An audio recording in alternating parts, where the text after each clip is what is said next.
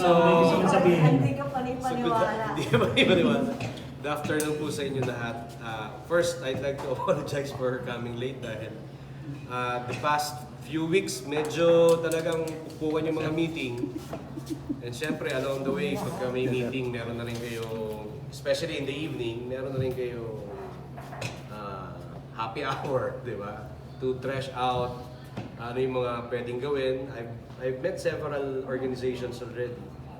So, hopefully, ay magkaroon ng traction, no, yung aming ginagawa. So I came late. Sorry sa inyo lahat. Number two, nabitin yung inyong lunch. So, pasensya na kung nabitin na inyong lunch sa aking huling pagdating. Number three, I'd like to say that more than 80% of Metro Manila have been vaccinated. And if you look at the Go Negosyo map, there are still in different regions na mga less than 30% ang inoculated ng vaccine. But the national government is doing its very best through the IATF na ma-vaccinate lahat. The issue in the provinces are not really the lack of vaccine because we have more than 100 million vaccines already. But the issue of informing what the vaccine is all about. Siguro marami sa mga probinsya, especially in the far-flung areas, does not feel na COVID will hit them. Kasi magkakahiwalay naman ng bahay, open spaces naman, maginhawa naman ng buhay. No? But our desire is that not just Metro Manila, 80% plus ang vaccinated, but the entire country. Having said that, nung inopen naman ng pamahalaan yung pwede nang magbukas ang sinihan, no? With what, 30% ba? Yeah. 30% capacity. Of course, we all know too well that 30% capacity will not generate a return of investment sa mga producers, no? But better that way na nagbukas na. No? So I guess in Metro Manila, kung 30%, kung dati mahina, malakas na pelikula, pag malakas na pelikula, maabot ng mga 3 weeks, 2 to 3 weeks.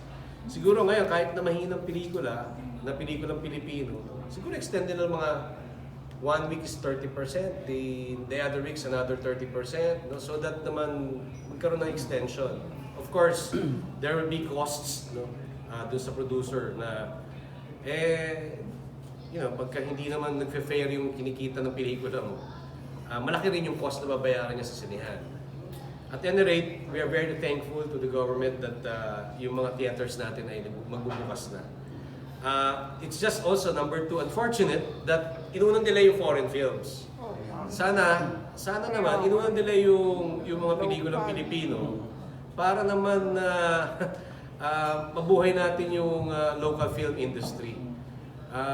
Remember, industry nga yung tawag, meaning may propsman, may makeup artist, may catering, mayroong set, mayroong mga karpintero dyan, may shooting locations, etc. That's why we're called an industry. So that talagang mabuhayan naman. No? And I hope the government considers that. It's not all about profit for theater owners, or even taxes kapag pagdating sa amusement tax. No? But it's also about recovering from the loss of the movie industry. So, pag nakita ng movie industry producers at saka ng major players, yan, parang giginawahan sila. Parang, sige, gawa pa tayo kasi okay na. And then the next appeal would be, 50% capacity na, wag naman 30, kaya naman eh, di ba? So yun yung sanang desire na pwede natin gawin. Another thing also I've observed is that, alam niyo, yung investment ng theaters, di ba dati independent ng theaters, di ba? Meron siguro yung sa inyo, hindi nyo pa naabot yun. Meron Delta, meron Odeon, naabot lang. di ba? May mga ganun eh. Paramount, di ba? May mga ganun eh, di ba? And then eventually, in the 80s and the 90s, malls came about. So it first started in Quad, and then in Green Hills, then a little over siguro mga SM. And then eventually nagkaroon na ng Ayala. No? In the late 90s to early 2000s, mall na yan. Siyempre kilala natin sila Tama, yung mga talagang mahawak ng sakito na ganyan. Ano? But you know, of course, with all due respect to the mall owners, parang part of their investment in coming up with malls is to put up shops and other entertainment or leisure destinations sa kanilang mga malls, di ba? And isa doon ay theater, no? Yung movie theater. And that's part of their investment. Let us assume na in the year 2000, nagsimula lahat yan. They may have recovered already the cost of infrastructure in putting up these theaters. Diba? Yet, they charge the producers or the film pagka nag-exhibit sa theater nila. Pag tinignan mo, parang laging 50% na pupunta pa rin sa kanila because of the facility. Yung paglilinis ng CR, paglilinis ng upuan, etc. etc. And it's really very painful to producers. Maybe, pwedeng pakiusapan, no? Hindi natin alam kasi baka internal naman yan ng producers and the theater owners. But maybe there should be a policy, no? Pagka local films, to encourage more producers, whether independent or yung mga malalaking players ng mga producers. Dapat pagka local films, hindi ganun kalaki ang charge sa utilities nila. Kasi na-recover na nila yung cost na yun eh. Na-recover na nila yung investment nila na maitayo yung theater, yung movie theater na yun eh, di ba? So that is part of the incentive, especially in the new normal, no? Yung bagong polisiya after ng pagbagsak ng buong mundo para makapag-recover yung ating mga movie producers. Yung theater should not get 50%, then perhaps of the earnings maybe they can get what? 20%, no?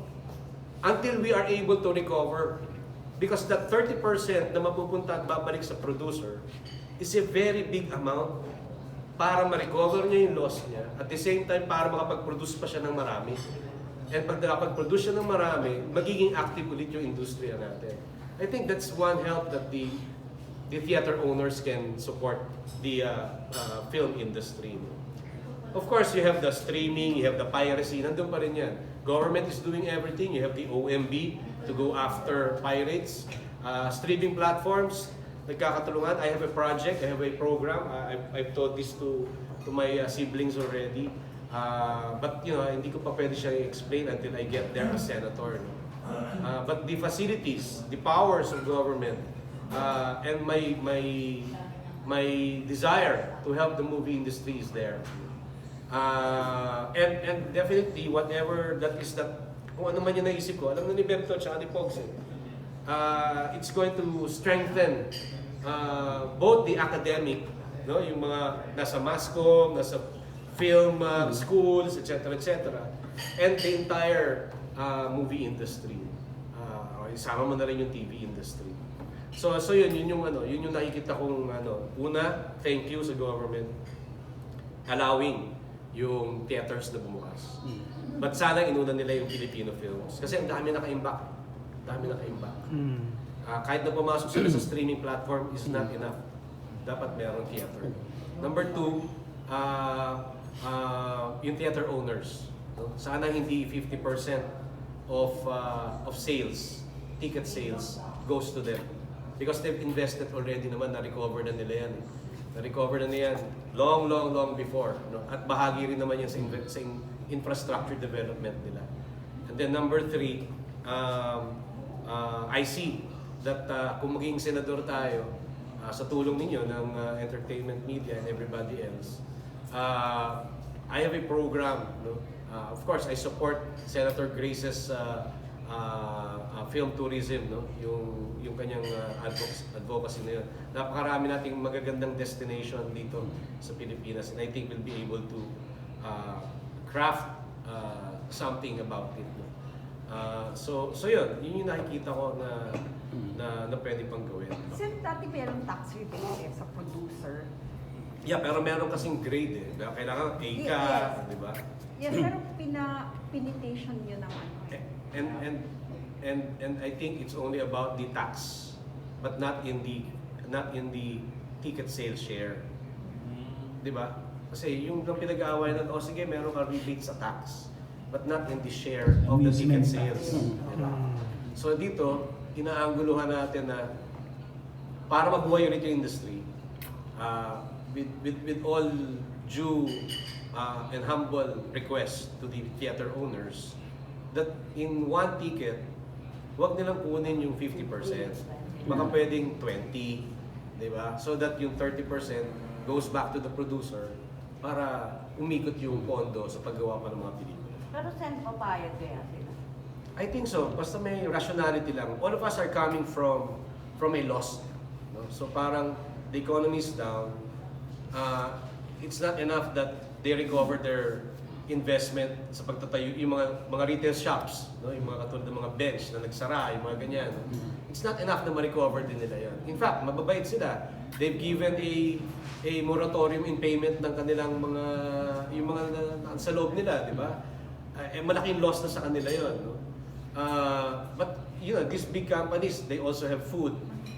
Siguro yung loss nila sa malls, kumita sila sa food nila, di ba? So, and many other, yung iba dyan, mayroong pag-aari, mga energy, na hindi naman naputulong energy, tuloy-tuloy naman, di ba? I mean, whatever is lost, they can easily recover from different fields of their investments. No?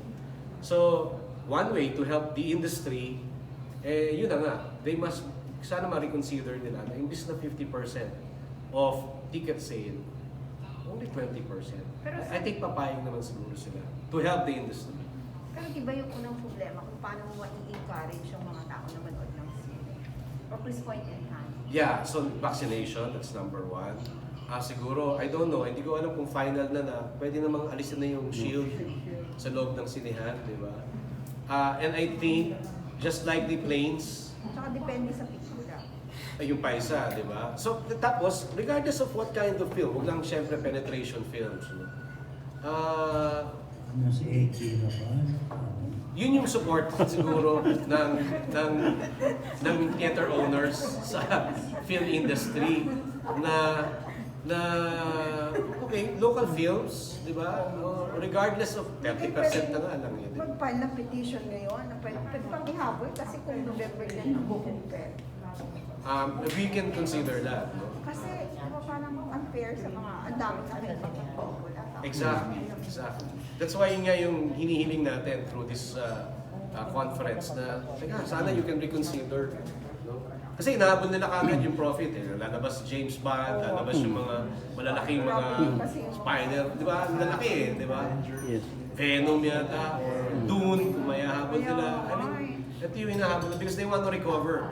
Kahit 30%, tapos paprolong lang nila yung exhibition, makaka-recover kagad sila. But, you know, I think they've already recovered yung kanilang, kasi nagtayo kami ng yung aircon namin, mini-maintain namin, na-recover nila yung dati.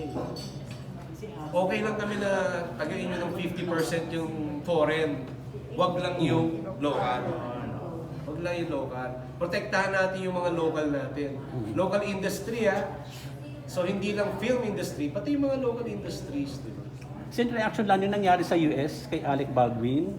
Posible ba mangyari dito sa Pilipinas? Like, ano bang ginagamit yung baril sa shooting? Tunay ba na baril? And then, ano ba yung mga proseso kapag may baril sa shooting sa Pilipinas? Kasi Ano bang yung mga pelikula ko kasing ginagawa, puro mga love story. Okay. Pero kung may mga kung may mga action na scenes na kailangan ng baril. Yung normally blank. Okay. Ayun, pero nangyari. Tapos sound. Okay. Lang, no? Tapos kung kailangan ng apoy, lalagyan lang ng... Hindi tunay na baril ang ginagamit talaga sa shooting. Hindi tunay na baril. Tapos, ano yun, may takip yung harap. Okay. Yung kay Alec Baldwin, I think it's a freak accident, just like what happened to Bruce, anak ni Bruce Lee. Okay. Hindi, yung kay Boyet de Leon sa Philippines, yung blank bullet, dumiretso sa singit niya. Di ba? Sen? Baka ano naman yun, another freak accident. So hindi Diretso. hindi mangyayari sa Philippines or Well, it can happen. Di ba? Love story siya. Of 100 scenes, I think only one very Rarely, minimal no? happens. Okay. But yeah, that's a lesson to all of us, di ba? Maybe because of the pandemic, pagod na lahat, di ba? Tapos hindi na niya alam ulit yung ginagawa niya, yung expertise nakalimutan na niya. Okay. So I hope that does not happen also here. Okay. Pag naging senador ka, napabalik ka sa pag-produce or Hindi naman ako producer, it's my sister. Siguro pag-artist, syempre nakaka-miss din. I mean, Bong is doing a series. Tito Sen once in a while goes in and out talaga. Diba?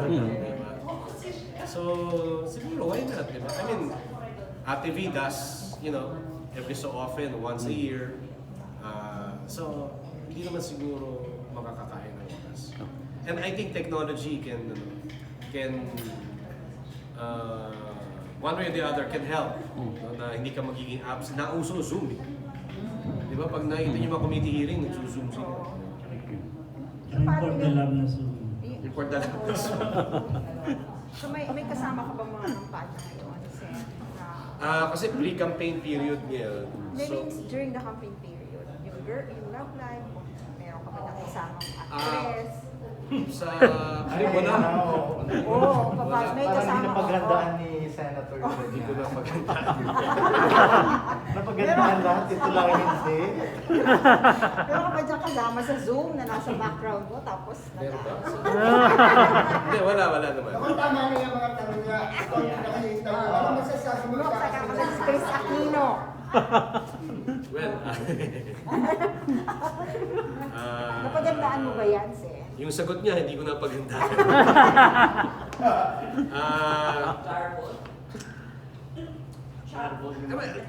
Ino naman na eh. Di ba? Parang... Bigyan mo na lang, no? Nagbabattery yung... Hindi, bigyan mo naman Kasi ako. nung sinabi ko yung una, I'm really very... Happy for her. Mahina wifi. Di ba sabi ko naman masaya ako dahil sa...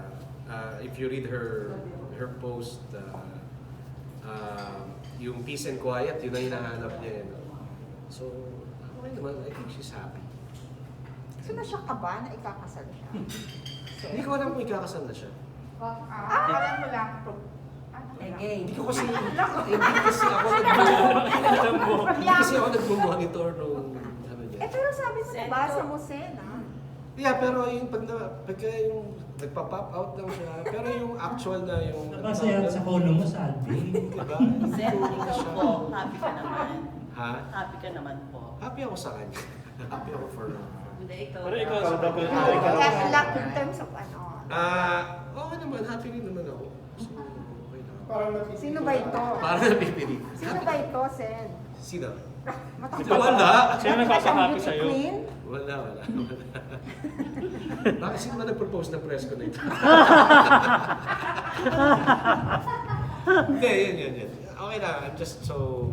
Siyempre na-miss ka namin, kaya... Oo nga. Di ba? Kaya mahal na mahal ka namin, kaya mahal na mahal mo rin sila, di Oo, ba? alam nga, out of love lahat ito. For the love. For the love na. Parang ka ng GMA. Kulang pati ito. Seriously, parang may magkakampaign na sa'yo, si Tita Annabelle, si Rufa. Ngayon pa lang. Ngayon pa I lang. think marami. I got to talk to Dennis Padilla, who's also running for councilor. I got to talk to nakausap ko si Boss Vic at saka si Mother Lily. They gave me very, very encouraging support words. No? Like for example, si Mother Lily, hindi, tama yan, we will support you. That was si Rosel. Just tell us how we can support you. Ganyan. Although, nandun pala sa stage nung encouragement. Ganun na lang muna. Si Boss Vic, ganun din naman. Doon din si Vincent, nung nagkausap kami. Sabi niya, the more important thing is alam dapat ng taong kumakandidato. Kasi ako, sabi ni Boss, alam ko, mayor pa tinatakbo mo. Hindi ko alam, ngayon ko nalaman na senador pala tinatakbo mo. So that's why, because of that, we called for this, we requested your presence. No? Ang mga keywords dito are senator, ganyan. Yun yung mga keywords. New normal. Ganun yung mga, that is how we will work on reminding your viewers, your readers that Herbert Bautista is running for the Senate. So, since matapos ang year mo as Quezon City Mayor, what have you been doing aside from appearing from Imputo and House Arrest of Us? Ano pa mga ginawa mo? Well, I wanted, the reason why I did not run for public office, dahilan ka na hindi ako tumakbo noong 2019. Yeah, nag-rest ka. Gusto ko sanang makasama yung mga anak ko, then mga adults na sila eh. No?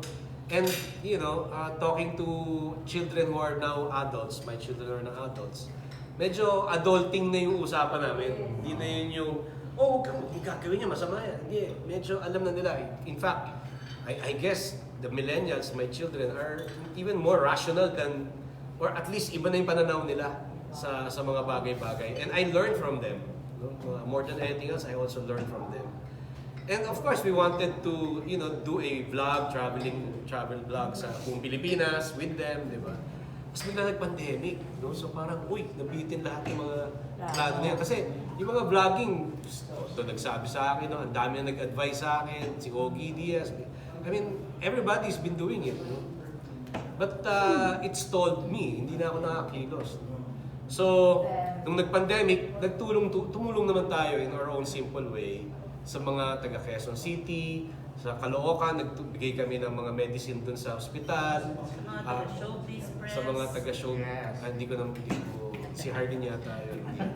Anyway, so yun yung, that is what we have been doing na during the pandemic. No? So, sa bunting kakayahan namin, sana nakatulong kami, nakaambag kami na maibsan yung pangangailangan ng ating mga taga Quezon City, Metro Manila. So, marami kami, yung grupo namin tumutulong talaga. To go back to school, nagtinuloy mo ba yung doctorate mo? I wanted to, but wala. Parang nabitin din lahat ng academic activities eh. So, nagbukas na lang siya, supposed to be June last year, pero inaayos pa, face-to-face. I tried to enroll for PhD sa Lasal, dahil hindi ko na mabalikan yung UP ko, although 1 year na lang dapat yun, kaya lang ng MRR ako. Inabot ako ng MRR, so... pero I have to repeat the entire first year, the entire course. So I tried sa Lasal because kasama ko sa Peace Talk si Dean July Tihanki, and siya yung kausap ko. And then, wala. Hindi ko na na-pursue. Sayang. Pero how long did it take you to decide na tumakbo? Kasi I think even your siblings were not aware na mag-file ka ng COC. No one in my family, among my circle, know that I am running for the Senate. Because when I was interviewed much earlier sa mga Zoom, like kila Ate Kris, ganyan, I would always say, a press conference ng mga shows, I would always say, hindi ko pa alam kasi sa October pa, I leave it to the party. My party is the Nationalist People's Coalition. So I leave it to them to decide. And then finally, it came to a point na nag-decide na si Senator Tito Soto na no, it's time for you to run for the Senate. So, standing mo ngayon? Kasi no doubt, in the Metro Manila area, kilala ka, di ba? It's in the provinces, the rural areas that you should work about. Yes. So, anong plan mo dyan?